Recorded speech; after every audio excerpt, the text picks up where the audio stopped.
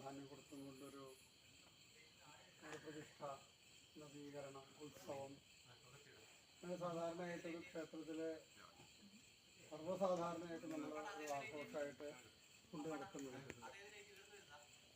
അതിൽ നിന്ന് വളരെ വിഭിന്നമായിട്ട് ക്ഷേത്രമായിട്ട് ബന്ധപ്പെട്ടത് തന്നെയാണ് ഒരു അറിയാലിൻ്റെ പ്രതിഷ്ഠ. വളരെ റയറായിട്ടേ കാണുള്ളൂ. സാധാരണ നിലയ്ക്ക് എല്ലായിടത്തുനിന്നും എല്ലാ ക്ഷേത്രങ്ങളിലും ഇങ്ങനെ ഒരു ഉണ്ടാകുന്നൊരു സമ്പ്രദായം ആള് നിൽക്കുന്നുണ്ടെന്നല്ലാതെ നമ്മൾ അതിൻ്റെ ചടങ്ങുകളൊന്നും ആരും ഇപ്പോൾ ഈ ഏറ്റവും മുതൽ ആറ്റം നോക്കുകയാണെങ്കിൽ വളരെ കുറവാണ് വരുന്നത്.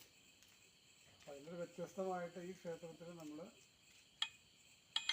അറിയാലിൻ്റെ ഒരു സംസ്കാര ക്രിയകളൊക്കെ ചെയ്തിട്ട് അതിനെ സംരക്ഷിച്ചപ്പോൾ ഇതിൻ്റെ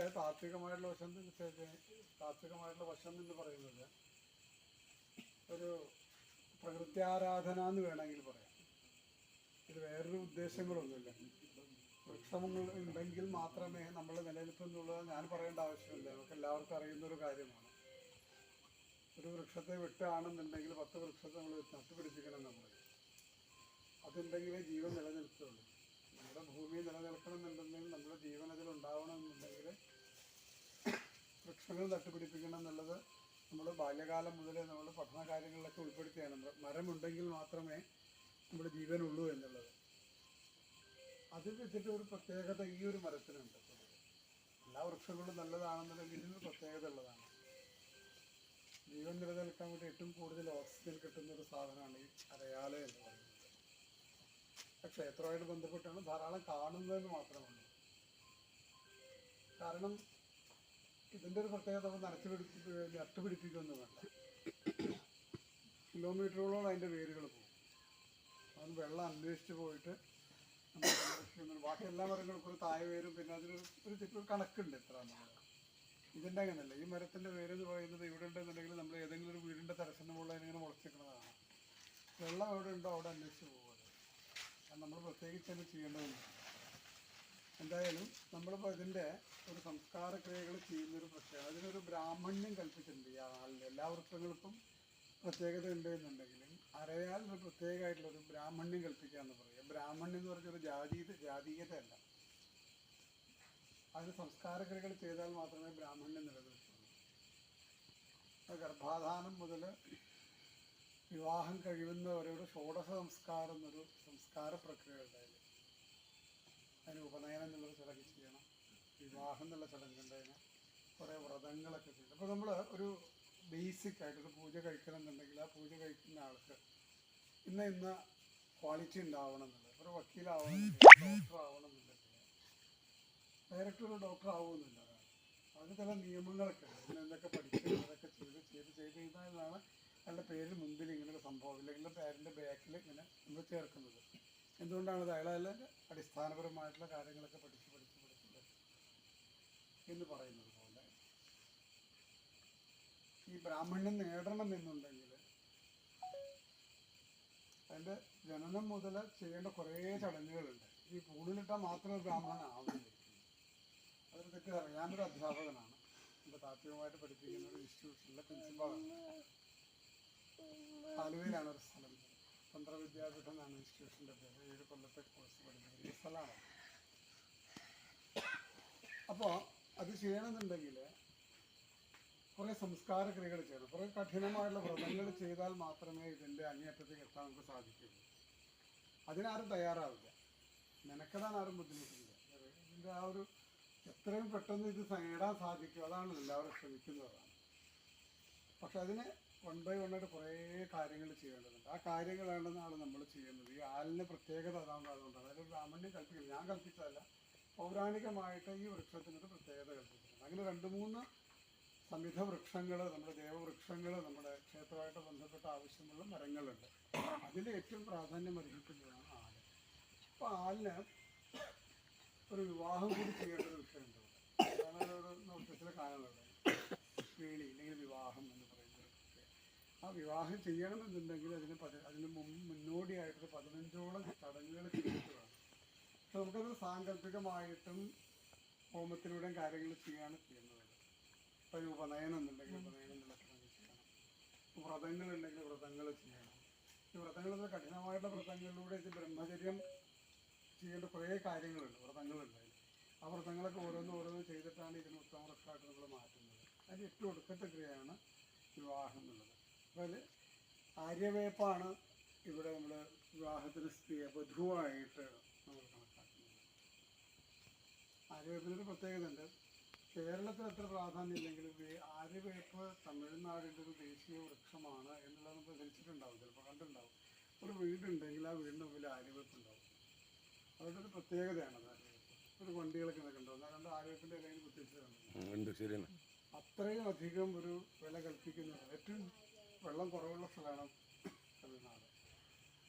ഏറ്റവും കൂടുതൽ വെള്ളം സമൃദ്ധിയായിട്ട് വളരാൻ സാധ്യതയുള്ളൊരു വൃക്ഷമാണ്. ഏറ്റവും കൂടുതൽ വെള്ളം വലിച്ചെടുക്കുന്ന സാധനം ആര്യവേപ്പാണ്.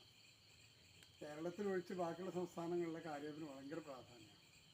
കർണാടകയിലൊക്കെ ആര്യവേപ്പ് എന്ന് പറയുന്നത് വർഷം തുടങ്ങുന്ന സമയത്ത് ആര്യവേപ്പിൻ്റെ ഇല കഴിച്ചിട്ടാണ് അന്നത്തെ നമ്മൾ ചിങ്ങവും ഒന്നൊക്കെ ആഘോഷിക്കുന്നവരെ വിഷുവിന് കണി കാണുന്ന പോലെ തന്നെ ഈ ആര്യവേപ്പിൻ്റെ ഇലയും മധുരവും കഴിച്ചിട്ടാണ് അവരുടെ വർഷം ആരംഭിക്കുന്നത്. യുഗാദി എന്ന് പറയുന്നത് തമിഴ്നാട്ടിലെങ്ങനെയാണ്. അതിനെ ആ ഒരു വൃക്ഷത്തെയാണ് നമ്മൾ ഈ അരയാലിൻ്റെ വധുവായിട്ട് സ്വീകരിക്കുന്നത്.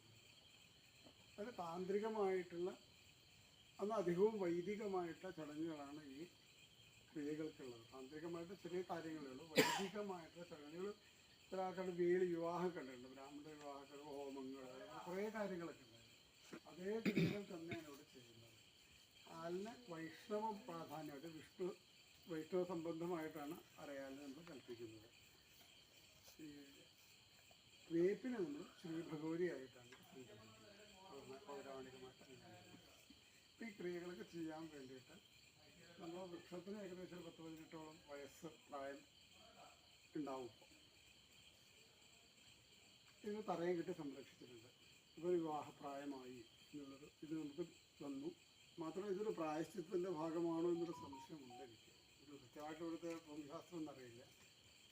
പണ്ടൊരു വൃക്ഷം ഉണ്ടായിരുന്നത് നശിച്ചുപോയി, അങ്ങനെ എന്തെങ്കിലും കഥ ഉണ്ടാവും. അങ്ങനെയാണ് ഈ പ്രായശ്ചിത്തം എന്ന് പറയുന്നത്.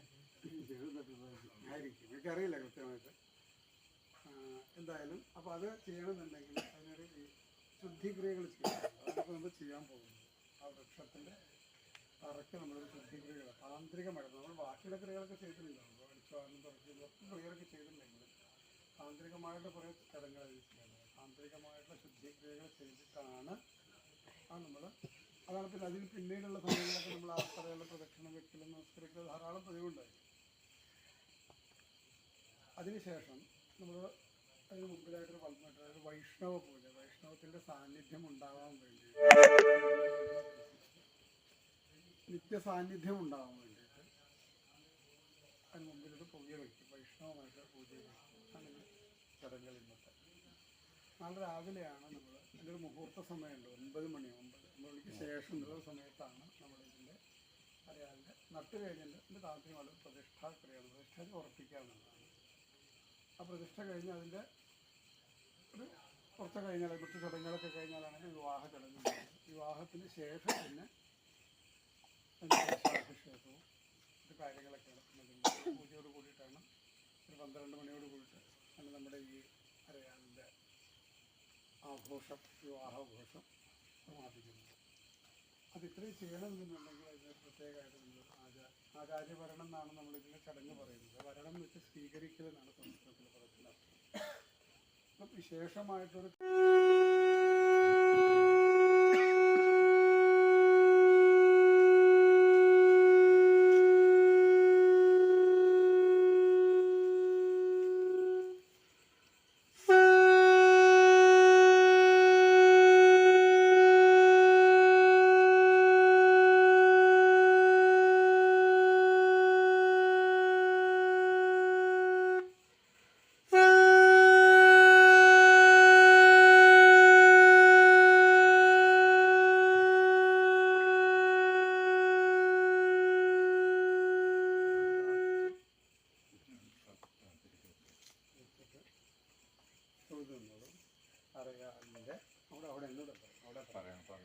അരയാലിൻ്റെ പ്രതിഷ്ഠ, വിവാഹം മുതലായ ചടങ്ങുകൾ കഴിപ്പിച്ച് തരണം.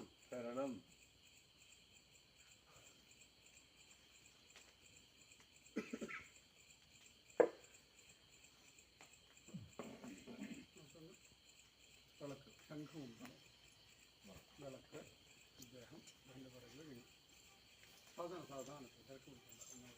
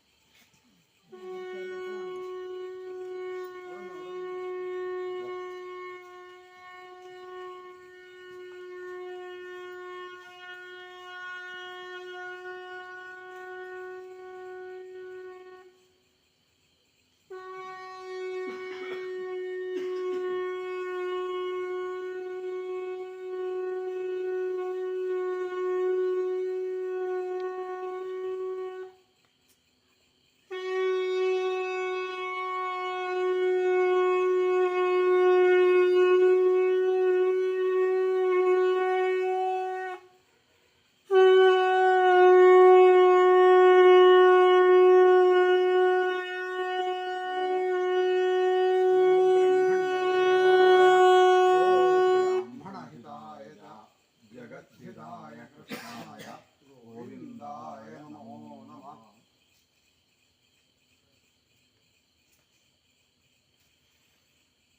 നമോ ബ്രഹ്മണ്യദേവായ ഗോബ്രാഹ്മണഹിതായ ജഗദ്ധിതായ കൃഷ്ണായ ഗോവിന്ദായ നമോ നമഃ.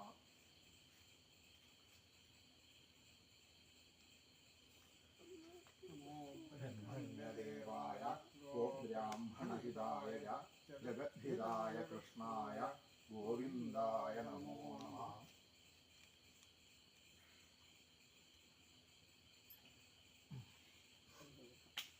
അവർക്ക് പറ്റുന്ന പോലെ നമസ്കരിക്കാം.